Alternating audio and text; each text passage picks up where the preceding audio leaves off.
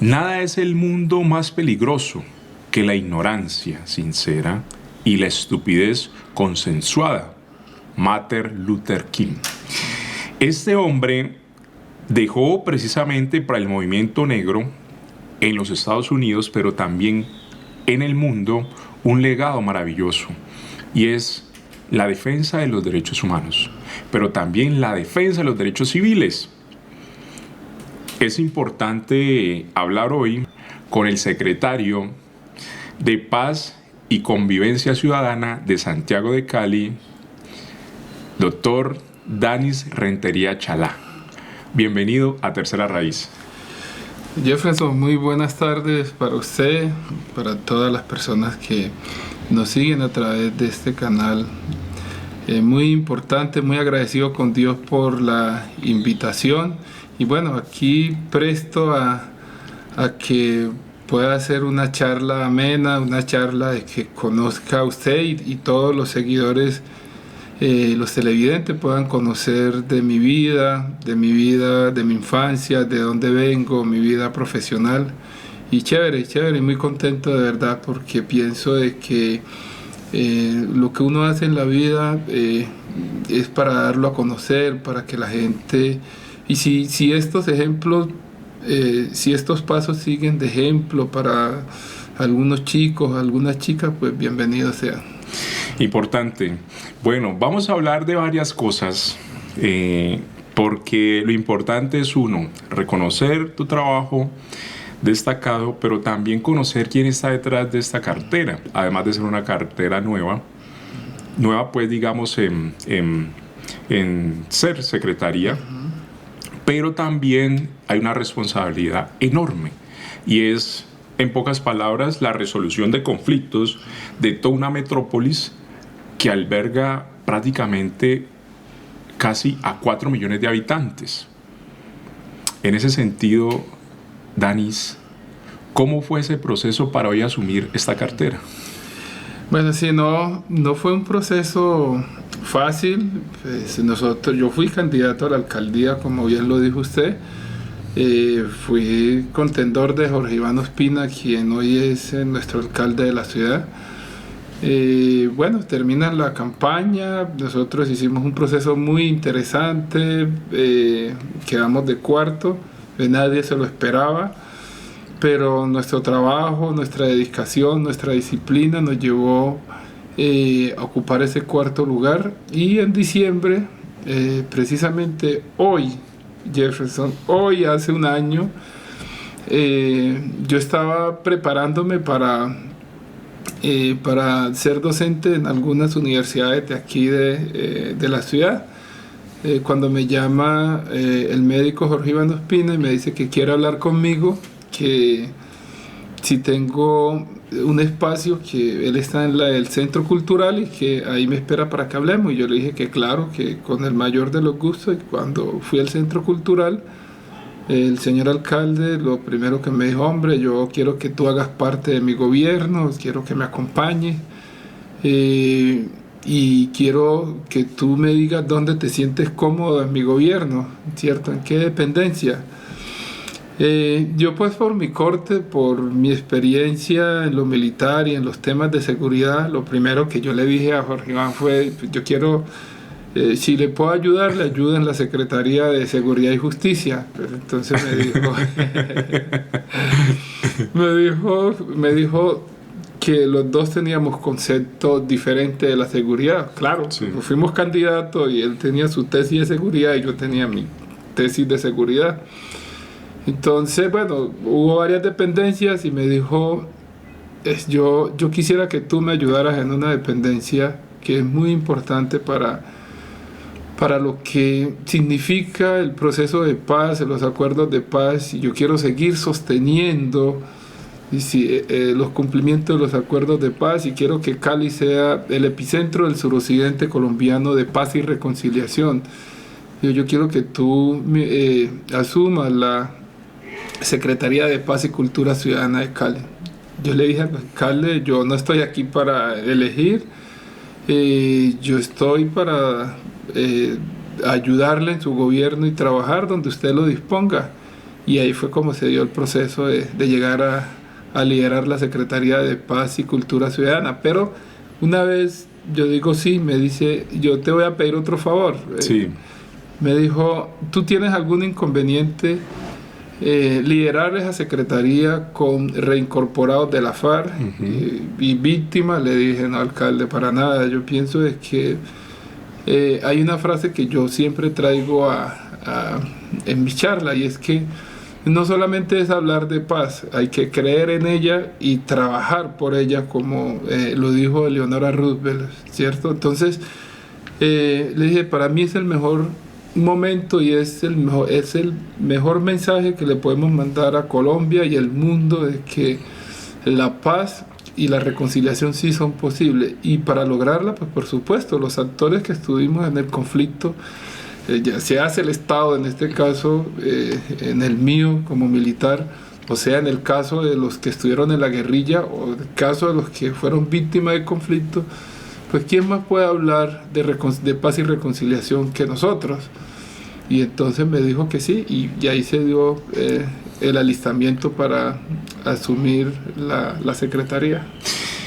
Bien, antes de pasar a la otra pregunta, o digamos seguir esa conversa amena, lo invito para que brindemos por los éxitos, por lo que depara el destino, la vida y el universo, y gracias por estar aquí. Salud, secretario, cortesía de IFALA Familia. Gracias, Jefferson.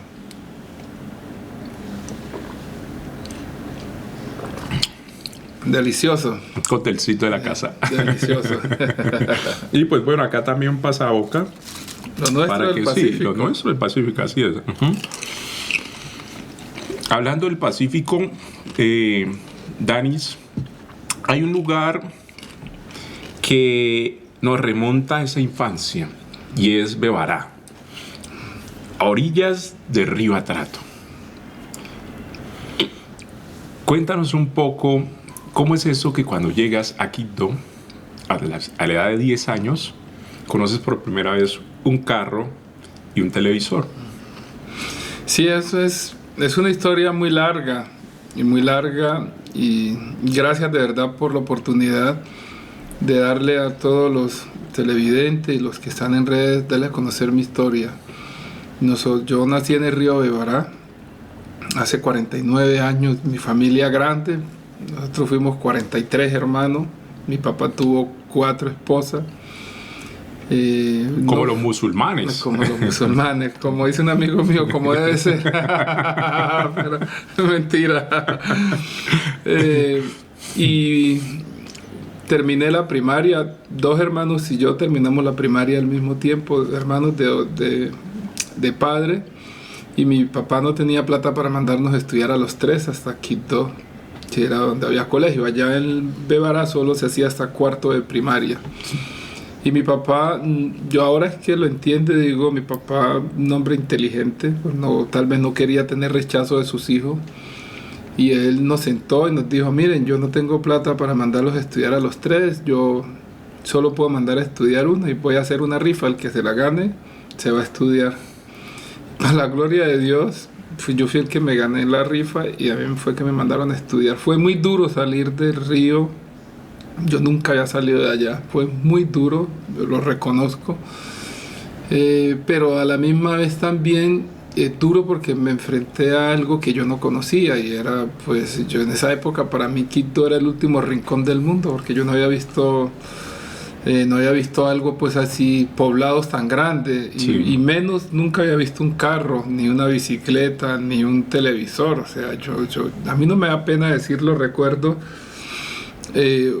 a la casa donde yo llegué a vivir, al frente había un televisor, y uno le tocaba colocar había una ventana y le tocaba colocar unos ladrillos como para medio asomarse y ver la televisión. Y eso, para mí, eso era, pues, o sea, era una emoción enorme yo no lo podía creer. Y yo sí llegué a preguntarle a algunos amigos que si detrás de ese vidrio había gente atrás, o sea, había personas que estaban haciendo eso. Me decía el que no, que eso eran unas telenovelas y que eran ciertas. Pero son las cosas de la inocencia también, ¿no? ¿Cierto? llegué y fue muy duro, la verdad, me dio muy duro, porque llegué a vivir a una casa de mi padrino y ahí vivían personas ya, pues jóvenes, pero ya Adultas. Y tomaban trago, rumba, y a uno no lo dejaban dormir, lo molestaban mucho, a veces uno estaba dormido por ahí en esas camas que uno hacía de madera, ¿cierto? Y le tiraba un colchón y listo, entonces llegaban borrachos y lo jalaban uno de los pies, lo tiraban al piso. Fue muy complejo, fue muy duro, pero me fui acoplando y me fui entusiasmando por el estudio hasta que ya pasó el tiempo y fui cogiendo como otra dinámica ya de la ciudad. Ujú. Y bueno, yo pienso de que a pesar de las dificultades valió la pena haber llegado a Quito. Bien. Por otro lado, Danis, sabemos que al interior de la Secretaría de Paz hay muchos temas que hay que colocarles el pecho, hay que asumirlos. En este caso, ¿cuál es la posición que tiene Dani frente a la trata de personas? ¿Crees que somos cómplices o no? Sí, yo pienso de que es una circunstancia o es un delito o es una problemática social, mejor dicho, de que nadie quiere como ponerle la cara. Es una circunstancia de que la gente le da vergüenza de denunciarlo, porque es que la trata de personas, y cuando hablamos de trata de personas no solamente es con las mujeres, también hay trata de personas con los hombres, ¿cierto? Claro. Y hay muchas modalidades de trata de personas, no solamente es el servicio sexual, sino también ahí está el matrimonio servil, está también el trabajo forzado. O sea, hay muchas modalidades de la trata de personas. Entonces, yo pienso que si hay algo que tenemos que seguir divulgando y seguir trabajando muy fuertemente, es este tipo de delito de la trata de personas, que es invisible, pero que está ahí está. Y nuestra ciudad es epicentro, o sea, nosotros recibimos todo lo que es, dígase usted, del eje cafetero, pero también del Pacífico colombiano, pero también de la Orinoquía y la Amazonía, o sea, porque Cali es esa otra media Colombia que acobija todo este territorio. Entonces, es aquí, como te digo, donde se puede dar, o aquí en lo local o para el tema internacional, ¿cierto? Entonces, es más fácil que usted pueda viajar de aquí a Panamá o a Estados Unidos o a cualquier otro país de Europa o Asia, que hacerlo de Quito o hacerlo hacerlo de Pasto. Entonces, es por eso, pero nosotros hemos venido haciendo con la Subsecretaría de Derechos Humanos, hemos venido haciendo un trabajo muy fuerte de prevención, ¿cierto? Sí. En articulación también con la Arquidiócesis de Cali y otras organizaciones, ¿cierto? La OIM, otras organizaciones que nos hemos articulado para promover y defender, repito, este delito que es invisible pero que está ahí, o sea, y mucha gente, repito, por circunstancias, diría personales, no la denuncian, pero muchísima gente, hombres y mujeres, han pasado por ello. ¿Crees que lo que ha salido como decreto para Santiago de Cali frente al pico y cédula, hora zanahoria y toque de queda, los ciudadanos o la ciudadanía más bien están a gusto o están en contra? Bueno, siempre el ser humano, por lo general,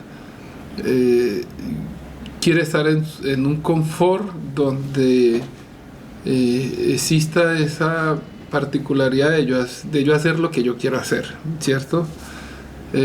Siempre que los gobiernos, sean locales o nacionales, asumen algunas medidas restrictivas, por supuesto que los ciudadanos no les va a gustar, pero no les va a gustar por X o Y motivo, mientras tal vez pueden ver los beneficios de esa restricción, ¿cierto? Una vez ya se van viendo los beneficios, la gente como que ya dice, no, sí, tenía razón, sí, esa medida fue buena tomarla, ¿cierto? Pero en un principio las medidas siempre van a chocar.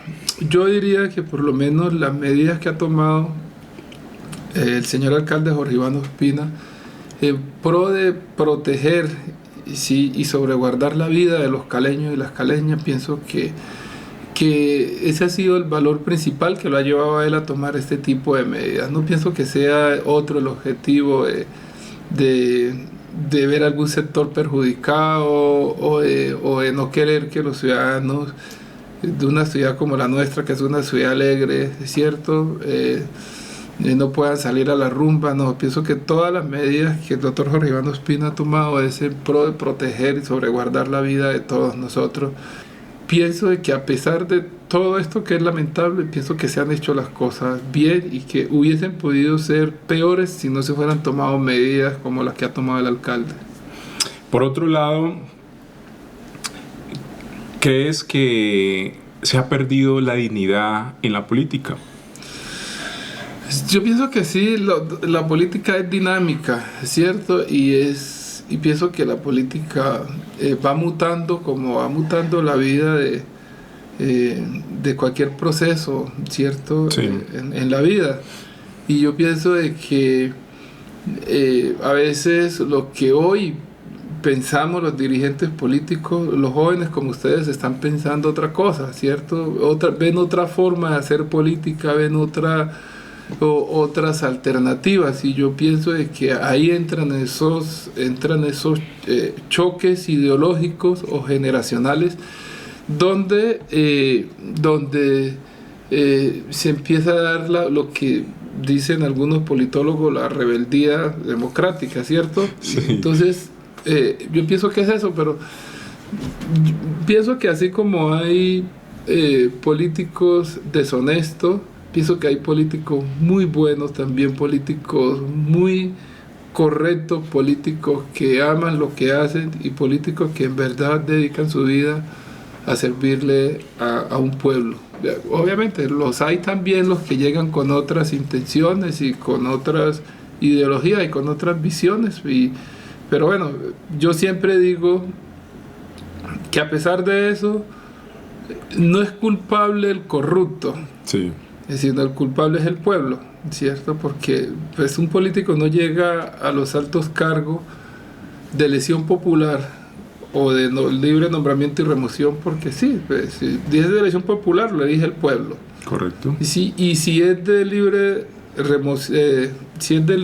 nombramiento y remoción, pues lo elige quien fue elegido popularmente, ¿cierto? Entonces yo pienso que es ahí donde como pueblo nosotros tenemos que tomar conciencia de cuál es la clase de dirigencia política que nosotros queremos que rijan los destinos de una ciudad o del país. Pero en general sí es como todo, hay políticos buenos, hay regulares y hay malos. Muy bien, siempre hay que decirlo, estamos de acuerdo. En ese mismo sentido, ¿crees que Colombia puede tener una mujer negra como presidenta? Sí, indudablemente, el mundo está cambiando. El mundo está cambiando y nosotros no podemos ser ajenos a ese cambio. O sea, mire, o sea, hay muchos ejemplos. Hay un alcalde de una ciudad capital de los Países Bajos, no recuerdo el nombre. Mejor dicho, es una ciudad que todos son blancos y el alcalde es un inmigrante africano negro, ¿cierto? No recuerdo el nombre de esa ciudad, pero así más adelante lo puedo refrescar. Claro, acá.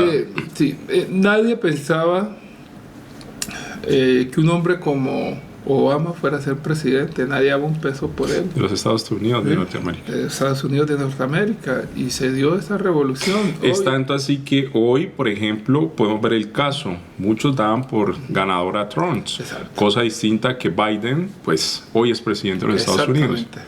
Cosas como esa. Cosas como la que pasó en Bolivia, ¿cierto?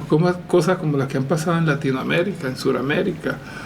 O sea, todo es posible y ¿por qué no pensar que una mujer o un hombre negro pueden ser presidente de nuestro país? O sea, mucha gente dice, no, pero es que este es nuestro país y nosotros también tenemos el mismo derecho que tiene cualquier otro hombre o mujer de otra etnia de gobernar su país. O sea, No podemos nosotros colocarnos esa... La Constitución no dice los presidentes tienen que ser de este apellido, de este color. No, la Constitución dice ser colombiano de nacimiento y mayor de 30 años.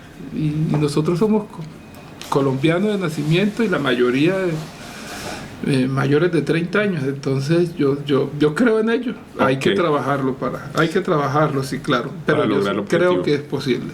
Muy bien. Cuéntanos un poco sobre esa intencionalidad que hoy viene, digamos, asumiendo la Secretaría de Paz y Convivencia Ciudadana en la metrópolis, en Santiago de Cali. Bueno, nosotros tenemos 3 líneas de trabajo, básicamente. Okay. ¿Cierto? La una es la de derechos humanos y construcción de paz.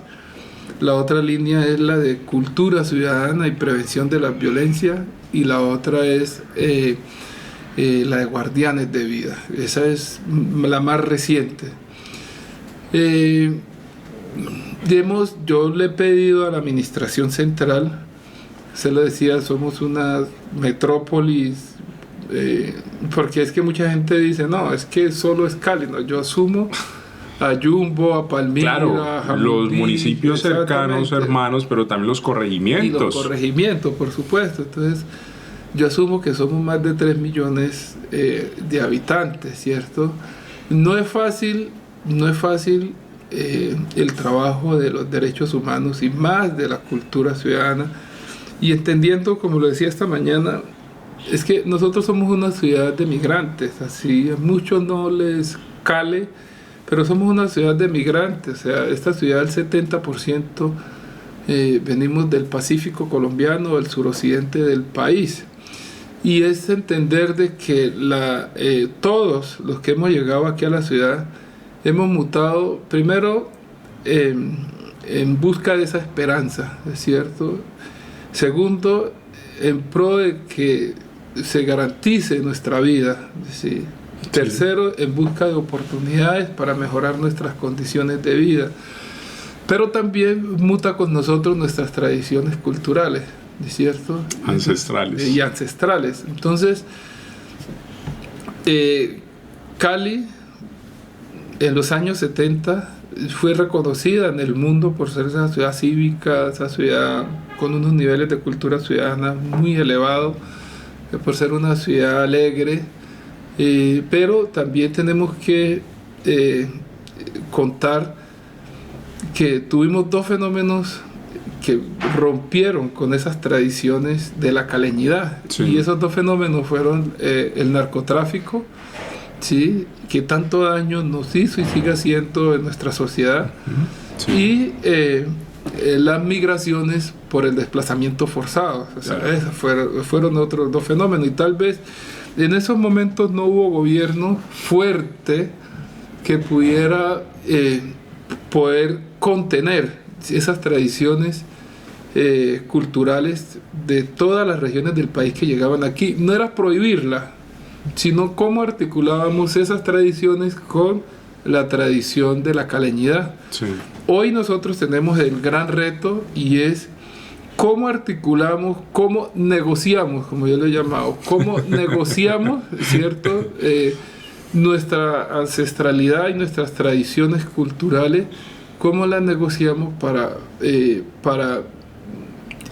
consolidar un solo concepto de la caleñidad, de que todos nos sintamos, o sea, yo no voy a perder mis costumbres del Pacífico, ¿cierto? Pero también cómo tengo que aprender las costumbres de la ciudad, cómo tengo que sentirme orgulloso de vivir en esta ciudad, de respetar esta ciudad, ¿sí? Porque esta es la ciudad que nos ha abierto las puertas, esta es la ciudad que nos ha acogido, esta es la ciudad donde están naciendo nuestros hijos, donde estudian nuestros hijos, esta es la ciudad donde tenemos un trabajo. Entonces, ¿cómo hacemos para articular eso? Que sí, sigamos con nuestras tradiciones y nuestra ancestralidad, sí, pero también sí, sin violar sin violar las tradiciones de la ciudad. Correcto, que es la normatividad. Que es la normatividad. Entonces, ¿cómo empatamos eso? Y ese es uno de los grandes retos que nosotros tenemos aquí en la ciudad y que estamos trabajando con la política pública de cultura ciudadana. Ahora viene lo más duro, Sí, ¿cierto? ¿qué es? Que es cómo construimos paz, cómo construimos reconciliación.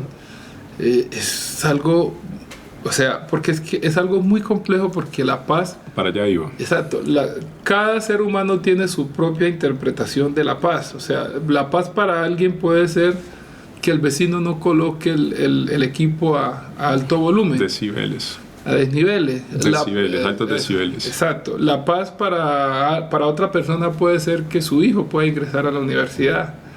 La paz para alguien, para otro puede ser conseguir un trabajo, ¿cierto? La Sí. paz para alguien puede ser que la administración, ¿sí?, le pavimente la calle donde nunca se ha pavimentado, o que le tapen un hueco sí que corre peligro la comunidad, ¿cierto? La paz para otro puede ser que las dos pandillas de los barrios vecinos no se Sí, maten, las ¿cierto? famosas fronteras invisibles. Exactamente. Entonces, hay mucho, o sea, cada ser humano tiene su propio concepto de paz. Entonces, ¿cómo articulamos, cómo entrelazamos todos estos conceptos para nosotros poder hablar de una verdadera paz, ¿cierto? Estable y duradera en nuestra ciudad, pero también hablar de la reconciliación, porque de nada nos sirve conseguir la paz si los corazones aún están cargados. Si los corazones Correcto, están cargados, sí. en cualquier momento pueden explotar, ¿sí? Y se daña la paz. Entonces, la paz y la reconciliación tienen que ir de la mano. No es fácil. Nosotros, pues hay que decirlo, nuestra ciudad es una ciudad con unos altos niveles de violencia, Sí. ¿cierto? Y no es algo que lo vamos a lograr de la noche a la mañana, pero yo siempre lo digo, es que las cartas de navegación de cualquier sociedad son las políticas públicas, ¿cierto? Sí. Y que son las que nos ayudan a evidenciar cuál es la problemática de la sociedad y cómo debemos atacarla, ¿cierto? Cómo debemos trabajarla. Entonces, a través de la política pública de derechos humanos, también aspiramos nosotros. Se viene trabajando Exacto. ese proyecto para la ciudad, política Exacto. pública de derechos humanos, importante. Danis, ¿para qué fecha podemos tener esta política pública en derechos humanos para la ciudad? Yo creería en el primer semestre del 2021 estaríamos presentando esta gran iniciativa del Consejo de la Ciudad de Cali para su estudio y consideración del Consejo Distrital de nuestra ciudad. En ese sentido, para ir cerrando, Danis, ¿cómo se ha estado comportando hoy el Consejo Municipal de la ciudad en relación a la alcaldía de Jorge Iván Ospina? El Consejo siempre es un espacio propositivo. El Consejo, yo que tuve la oportunidad de pasar por ahí, pienso que es la mejor universidad política del Consejo de la Ciudad de Cali, porque es un consejo estudioso, es un consejo que aprueba acuerdos distritales para 3 millones de habitantes, es como decir hacer leyes para un país de Centroamérica, ¿cierto?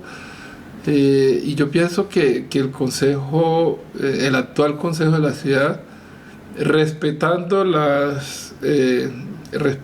pues las funcionalidades de tanto de la administración, del ejecutivo, como el consejo que funge como legislativo, pienso que hay buenas relaciones. Pienso que el consejo, en todos los proyectos y propuestas que el señor alcalde ha pasado, además porque son propuestas y proyectos que van exclusivamente a servirle a la ciudad, o sea, son proyectos que llevan implícito grandes procesos o proyectos de desarrollo, y yo por eso creo que el Consejo no se ha negado a negarle ninguno de los proyectos de acuerdo, por eso mismo, por la fuerza y por la sustentación y por lo que eso implica para nuestra ciudad de Cali.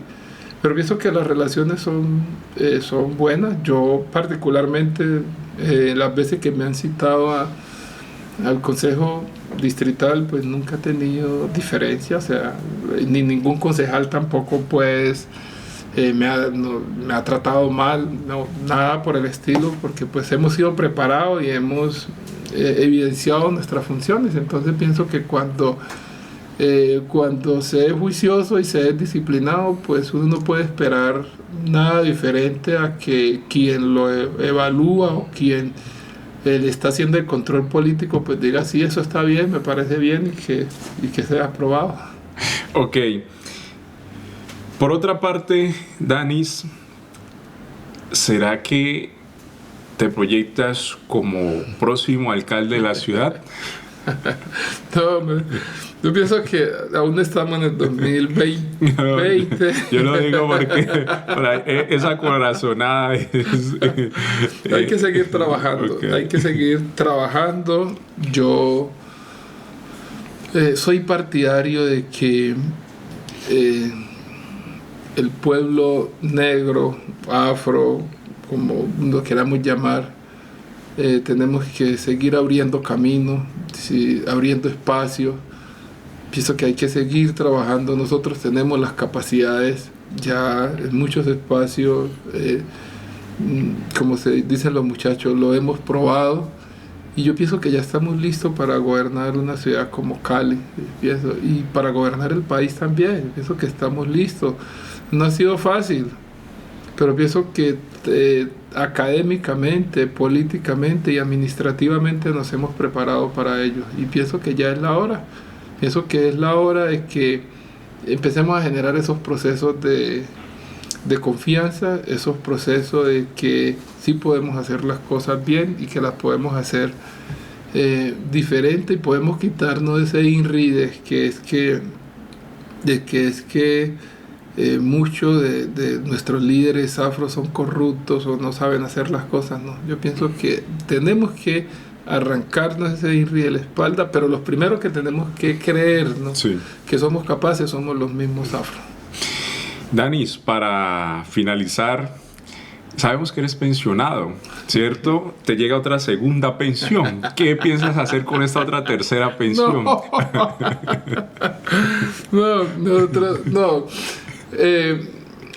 Nosotros como militares, yo estuve 24 años en el ejército, entré muy joven, apenas iba a cumplir 16 años cuando tuve la opción de entrar al ejército, a la escuela de suboficiales. Sí. Yo llegué hasta el grado de sargento primero, recorrí todo el país, estuve en muchas acciones de combate, fui herido en combate también, casi pierdo la vida. ¿En qué lugar? En el Caquetá. Ok, ¿y fue con tiro de fusil? Sí, claro. ¿En qué lugar del cuerpo propinó el tiro? En la pierna izquierda, arribita de la rodilla, sí. Y entonces nosotros recibimos una mesada pensional, ¿es cierto? Que es una gran bendición, de verdad.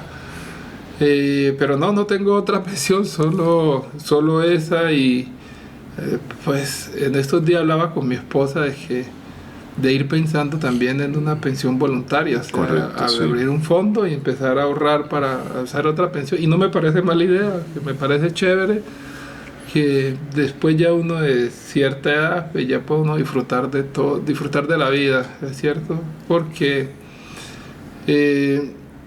mucha gente dirá, bueno, pero usted con 49 años y todo lo que porque yo no solamente, yo fui militar, fui deportista, yo fui selección Colombia 10 años de lucha olímpica, ¿cierto? Sí. Conocí el mundo gracias al deporte.